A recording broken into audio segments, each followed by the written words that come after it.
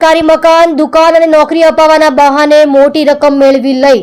ખોટી ઓળખ આપી બનાવટી બોગસ દસ્તાવેજો બનાવી અને ઠગાઈ કરી ગુનાઓને અંજામ આપતા આરોપીને પકડી પાડતી ઝોન 5 એલસીબી પોલીસ ટીમ મહેરબાન પોલીસ કમિશનર શ્રી અનુપમસિંહ ગેહલોત સુરત શહેર તથા મહેરબાન સંયુક્ત police commissioner KN Damor sector 2 તથા મહેરબાન અધિક police commissioner Shri RP Barot zone 5 નાઓ તરફથી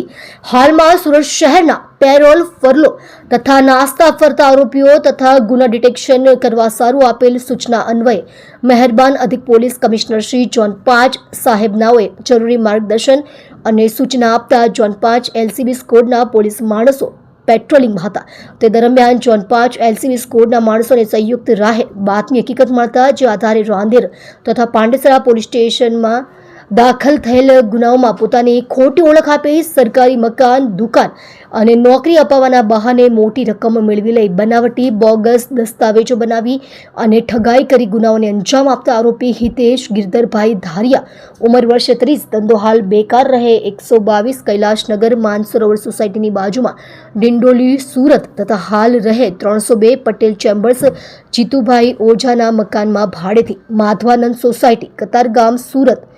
તેને ગણતરીના કલાકોમાં સુરત શહેર કતારગામ માધવાનંદ સોસાયટી પાસેથી પકડી પાડી રાંદેર પોલીસ સ્ટેશનમાં કાયદેસરની કાર્યવાહી થવા સારું સોંપી આપી પ્રશંસનીય કામગીરી કરેલ છે।